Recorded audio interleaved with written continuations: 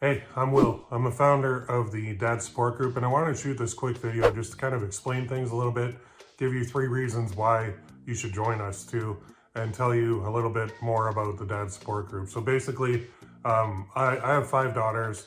You can tell by the gray hair and the receding hairline that I'm older, been through the ringer. I'm not a licensed therapist at all, but I've been to the School of Hard Knocks and I have a PhD from it.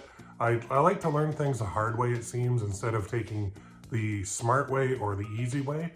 And that's what I've done my whole life. So it used to be that if I had a question as a younger guy growing up, I would turn to my father-in-law and he would help me tremendously. And he would offer me guidance and offer me the support I needed. And he helped to shape me into the man that I am today. My blood dad kind of deserted me when I was about 11 years old. So that really did a lot of damage, but luckily I had another man step in and take his place and do more than an excellent job with that. So I'm lucky. Unfortunately, he's gone now too. So I'm like, I have friends, I have a circle of friends. We have those group chats, we hang out once in a while, but sometimes you want to keep it light with your buddies. Like you don't want to go into the mud. You don't want to get into the heavy stuff. You don't want to get into the part where it's like, you know, today, I'm just not feeling it. I'm a little bit depressed. I feel down, not sure why. And then you can tie it back to why pretty easily. It's either health, wealth, or relationships, basically. That's what we handle all the time. As men, though, we tend to bottle things up and we don't let it out and it just festers until eventually it just explodes all over the place. And then we're left dealing with the aftermath of our own stupidity in not communicating with our partner or with our family or with our friends about what was really going on. So this place exists because I want to help dads around the world. I don't care where you're from. I don't care what your background is. I don't care what race you are, what skin color you are. It doesn't matter to me. I want to help every single dad on this planet become a better dad. And I think I've got the experience to do it. Now, the problem is I can't do this alone because I don't know everything. I haven't been through every single possible trauma in the world. But I think if I create this place, which I did, and we get a bunch of dads together, we can all help each other. And I think that's a wonderful thing. So there are basically 3 reasons why I think that you should become a member of the Dad Support Group. The first thing is, number 1, you're going to get the support you need. And sometimes the support you need is just getting stuff off your chest. Just literally saying it or typing it into the keyboard and posting it will make you feel better. And that's an amazing thing. I know sometimes in my business, when I get some customers being rude or being kind of a jerk, I'll type a response and it'll be like the nastiest, most awful response possible. And then I'll hit the delete key. And I instantly feel good because I let them have it, but they don't know I let them have it. And then the real email that I'll send is like super nice and like, oh, okay, we'll take care of that for you, no problem at all. Same with, you know, my wife. Sometimes if she'll send me a message or email me something that I don't like, I'll be like, grr, and I'll let it all out. And then I hit delete and I send the real message. I think that's what this place is all about. It's like, get it out of your system. You're gonna feel better.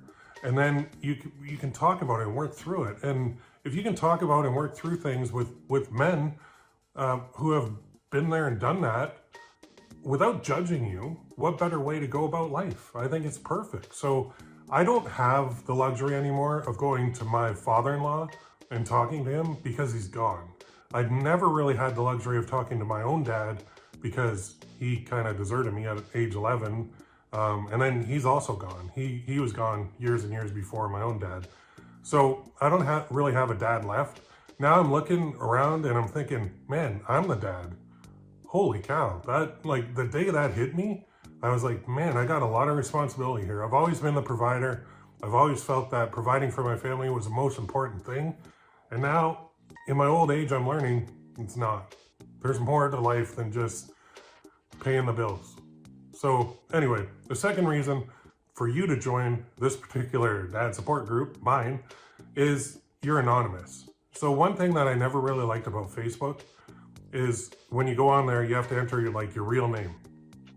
So your real first name, real last name. I mean, I'm sure people create fake accounts, but then somebody can go and look at your profile and they can see everything about you, like all your friends, all your family, all that good stuff. Can you imagine going on Facebook and saying, making a post and saying, yeah, I'm really struggling today. I didn't even want to get out of bed because I got these bills due and I'm not sure how I'm going to pay them. And it's just really rough. And I'm, you know, maybe I'm going through a divorce and I think my wife's going to leave me. I think she's cheating on me. I think all this is happening. I think my kids don't like me. I think my boss is going to fire me. I'm not sure what's going on there. Can you imagine going on Facebook and being real and honest? That's not what social media is about. Social media it's fake. It's completely fake. You only see the good from people. You never, ever, ever see the bad because people want to put on this fake front on social media. So when you can post your thoughts and get support you need and be anonymous, that's even better. That's even better in my mind than sitting across from a therapist, which I have for years, and spilling your guts. Because even when you're sitting across from that therapist, you kind of feel like, oh man, they're judging me. They know me. Like, therapists are great. I'm not knocking them at all. In fact, I encourage people to go. But I know it took me a while to get comfortable enough with mine to the point where I could be honest. And I felt like I had to be a man and suck it up and bottle my feelings. And that doesn't bother me, but really it bothered me. A lot of stuff bothered me. And it took me a long time for me to even tell my therapist what was bothering me. So I figured, you know, if I make this anonymous, then people can come on there and they can say whatever they want. I mean, you know, about their feelings. You can't say whatever you want about certain taboo topics that I'm not going to allow in here. But you can be yourself. So that's reason number 2. Reason number 3 is, as I already alluded to, some of us we don't have a dad anymore. There is a lot of men out there who the dad has either never been a part of the picture or was a part of the picture for a short time, then either left or died, or the worst one is when the guy that you really looked up to dies. That's the worst. And that's still something that I deal with daily with my own father-in-law. He's gone. And I'm like, I can't call him. You know, even starting up the dad support group, I wanted to call him. And I want to say, hey, I have this idea. What do you think? And I used to do that all the time. And he'd be like, love it, do it, try it. He's like, what's the worst that can happen? And sometimes as a man, you just need that. You just need that reinforcement from your dad to say, yeah, go for it. I believe in you. I think you can do it. I'm so proud of you for how far you've come. Man, that stuff, those words, I'm never going to hear them again from him. But I know he said them a lot when he was here. So that makes me happy. And that's something that I want to pass along to dads at any stage.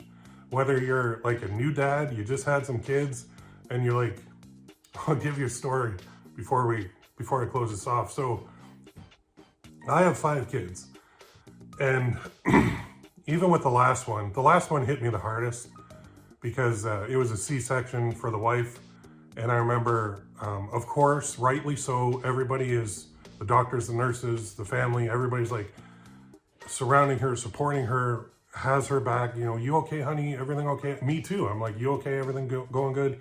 And then it came down to like just moments before they were going to take her into the OR to do the surgery, and all of a sudden the room's empty, and I'm literally alone in this room, and my wife is on a table, my daughter is still inside her, and I have all this stuff going through my head, like the worry that I had and the stress that I felt, and I felt like, I'll never forget that. I felt completely alone in that instance. And I was like, I really wish I had my father-in-law here, because I know he'd be with me, and I know he'd be like, Will, it's going to be okay, right? And sometimes that's all you need to hear. But for new dads, when you're going through that pregnancy experience, and I've been through it 5 times, you honestly don't matter in that whole situation. The whole focus is on the female, and that's fine because they're going through everything and they're creating a human inside them. I get that. But as a male and as a dad, we are the forgotten factor. There's basically no support for the men. There's like a midwife for the female. There's doulas. There's all this stuff for the females, but the men are just like, my first one, I just stood there and I was like, deer in the headlights, like, holy crap, I am completely powerless. I don't know what to do. I'm so worried right now. I'm so stressed, but I can't be because I have to be the rock for her. So I don't know what to do here. I don't know what to expect. I don't know what's going to happen. I don't know any of this. And then the second time I remembered what happened the first time. And then the third time I remembered, fourth time I remembered, and after a while it got better, but still, I'm blathering on, but it was an event in my life that was very traumatic and I felt very alone. And I didn't like that feeling. I didn't like it at all. So I think bottom line, I created the dad support group in order to help dads feel supported. So if you're new and you're going through that first pregnancy, you're in for an awesome wild ride, but we can help you. And it's not a matter of talking down to you and saying, oh, you have no idea. You only have one kid. I have 5. That's not what this place is about. It's about, hey man, I'm really worried about my wife. I don't know what to do. We can reassure you. We can give you some insight into what may or may not happen. We can help support you. That's what the whole place is about. So I'm going to end it there. I would love to have you as a member of the dad support group. All you have to do is join. That's it. Come on in. You'll see the inside. You'll be able to post whatever you want. You'll be able to interact with other dads. You can do it anonymously, which is very powerful. You're going to create a lot of great connections in here. And I think what we're going to end up doing is making a world full of awesome dads. That's the goal of this whole place. And granddads too, because some of us are getting old and we're getting up to that stage. So join now. I'd love to see you in there. You have a great day and we'll see you on the other side.